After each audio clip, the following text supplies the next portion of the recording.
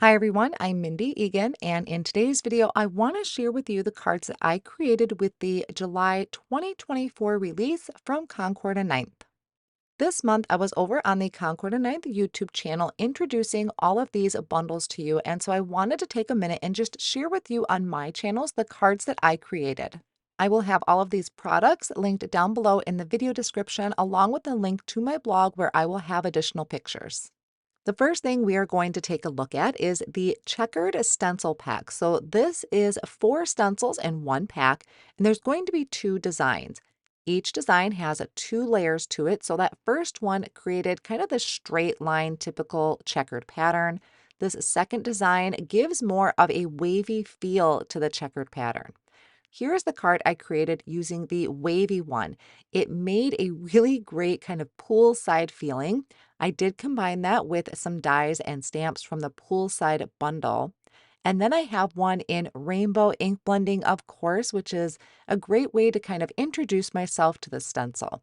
And that one I finished off with the sentiment from the Delightful Day Turnabout bundle.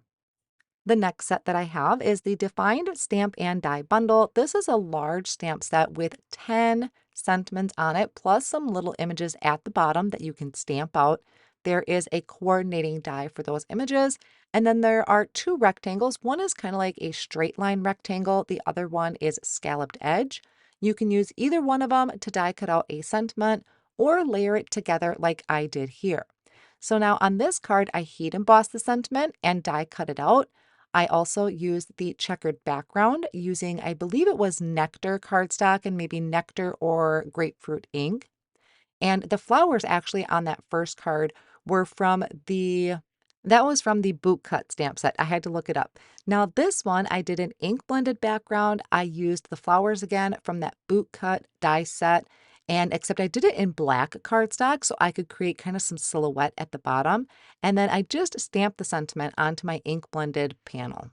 The next 2 that I'm going to show you here are both inlay die cut pieces. So they cover an entire piece of an A2 size card front, so 4 1/4 by 5 1/2.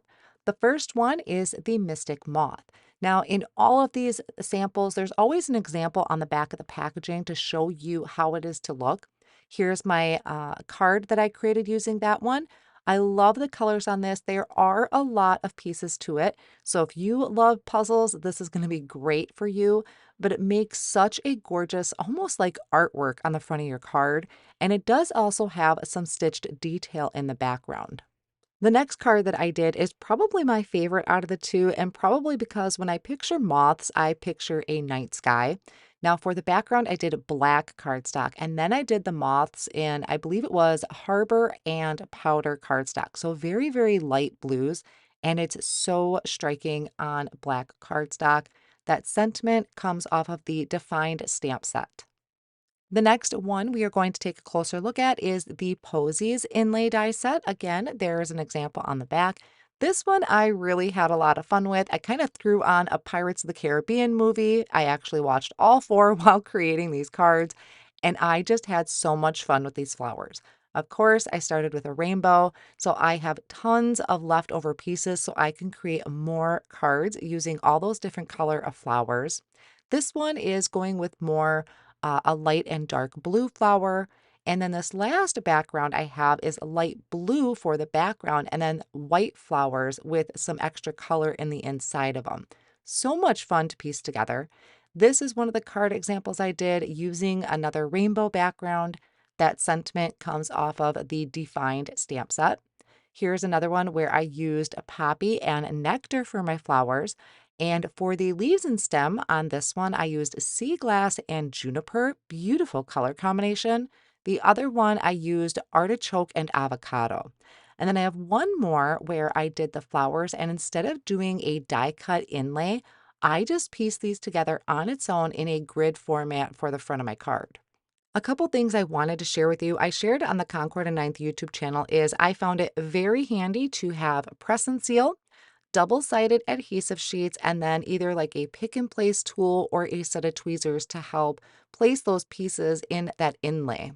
This is the Delightful Day Turnabout stamp and die. So turnabouts, so much fun. You can create so many different designs with them as far as either stamping it 1, 2, 3, or using all 4 turns in different colors. Then there is a die set that goes with this. There's 4 different sentiments, or I'm sorry, 3 different sentiments you can create. Have a delightful day, a beautiful day, or fantastic day. This is one of the backgrounds I created, and I am going to list the colors that I used for it over on my blog so you can reference that at any time. Beautiful bright colors there. I have another background. This one's got more of, I don't want to say pastel, but it's definitely some lighter tones to it. And then, of course, there's another card panel I did where I stamped it all in one color. Makes for great subtle backgrounds if you do tone on tone stamping.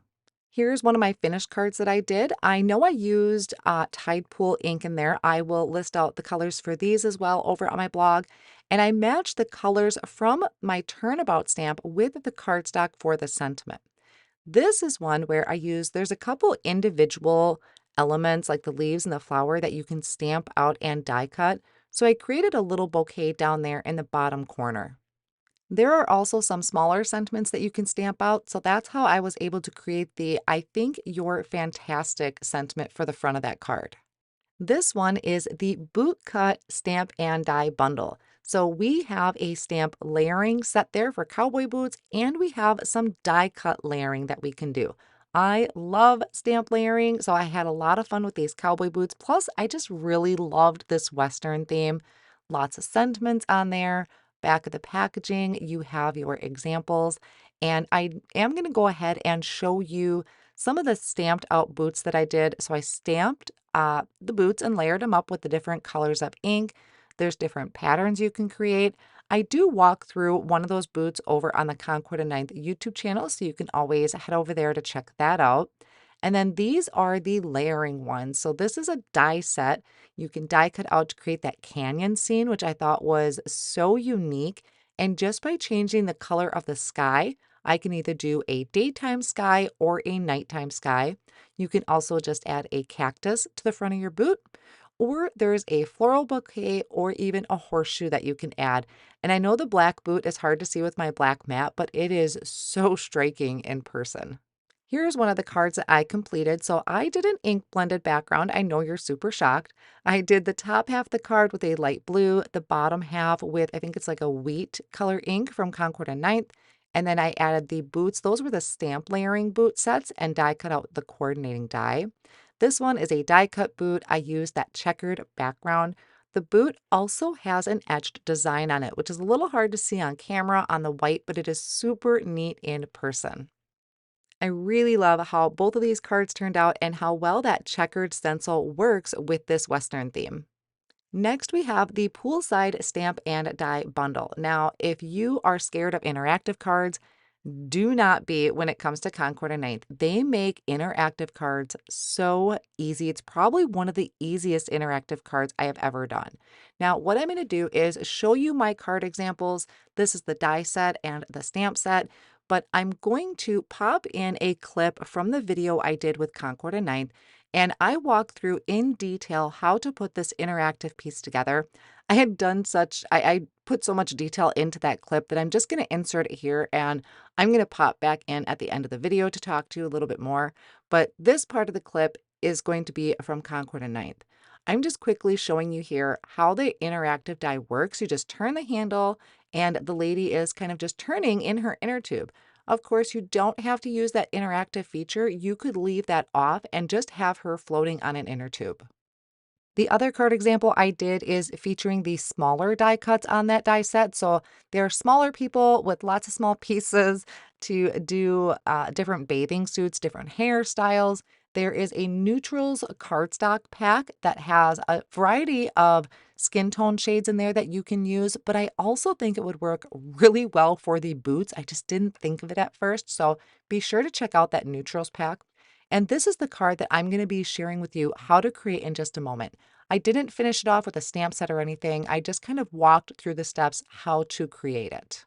So I am going to pop in that clip real quick so I can show you how the interactive die works, and I'll catch you at the end. The pieces you are going to need off of the die set to create this interactive piece are these 5 circles all lined up together. It's one piece. You need the larger circle that'll create your inner tube, kind of that popsicle looking or sucker looking die, and then that one down at the bottom that has the tabs on the end. So I have my inner tube die cut out with its decorative pieces. I have that like sucker looking one. Now it's hard to see, but the die is going to etch onto your cardstock. It's going to say the word glue, and that is telling us where we need to put our glue. So I love that Concord 9th does that for us. We have those 5 circles we die cut out, that kind of lollipop looking one, and then our tab one. So before you do anything, what I recommend is you layer up your 5 circles with some liquid glue. You want to do this first, make sure they are all stacked nicely, and then give it time to dry. And you don't want any excess glue on the edges. This is what's going to help create our interactive piece, but I do have a little trick that I think is going to help us later. So I stacked mine up, I wiped the edges to make sure there's no glue, and then I'm going to set that off on the side and place something heavy on it. So while that's drying, I'm going to create my inner tube and show you how I kind of started to work with that. So that you can die cut out of any color of cardstock. Some of my inner tubes, I used glitter cardstock on them. And what I like to do is use the liquid glue. I apologize for my head kind of popping in once in a while, but there are curved edges on these smaller die cut pieces that line up with the inside curved edge of your inner tube. And that's why you see my head popping in. I wanted to make sure that everything was getting lined up correctly. The next thing I'm going to do is I'm going to take that lollipop looking type of die cut cardstock piece, and in the center of it, it says the word glue, and there's also a little etched line on there, and you'll see it a lot better in person. I'm just taking my stacked circles and placing it right onto the top of that, and then again, letting something heavy sit on that for a little bit. Now I can bring in my person that's going to be on the inner tube. I use the Neutrals cardstock pack to die cut out my person or my woman.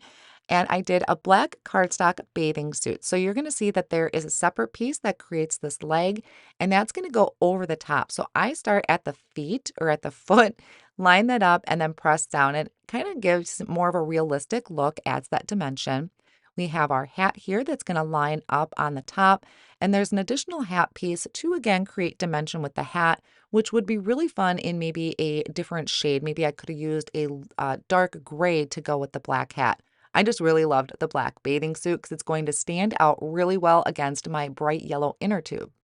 This is a stenciled background I did with the Checkered stencil pack. I did it on Harbor cardstock with Harbor ink. Now, if you look at the back of the packaging, you're going to see how this die lines up. There is kind of that edge to it. This is going to line up right at the top edge of your cardstock, not on your cardstock, but right on the outside edge. Also on the die, you're going to notice there is some etched words on here. So Concord 9th went ahead and put that on there. It says align with the long edge of your card. Long edge meaning the 5.5. So if you cut your panel to 4.25 by 5.5, this is always going to line up on the longest side of your card front. But of course, once you start putting your card together, you can have this be a portrait landscape, or you can have it be in the portrait or landscape orientation. So I'm taking the die, I'm lining it up right up against the edge of the cardstock, and then I'm going to hold it in place with a low tack tape. I am using Post-it tape, and then I'm going to run that through the die cut machine. Once I bring it back in, it's going to die cut out a circle, and then it's also going to die cut out kind of that flap right there. And this is what's going to be helping our interactive piece. Now we are going to take our piece that we had set off on the side before that we had added our little glue circle stack to. Again, make sure it is dry, secured in place. And what I thought would be really helpful is taking an anti-static powder tool. And I am going to brush that around the edge of my stacked circles to help remove maybe any stickiness. I do this a lot when I'm creating shaker cards, so I thought it would be really helpful to do on this. But you always want to make sure it is nice and dry. I'm also going to use that powder just kind of around the edge of my circle where that is going to go through. Then we are going to take this piece and we are going to slide it in between that slit that we created. So right in between there, we're going to just slide that whole thing under, and those stacked circles are going to fit right through that die cut circle we created with the die. So I'm just going to use my thumbs and gently press down. We're actually not going to see this in the end card. Our inner tube and our person is going to be over the top. So I'm just going to push down really well to secure that in place.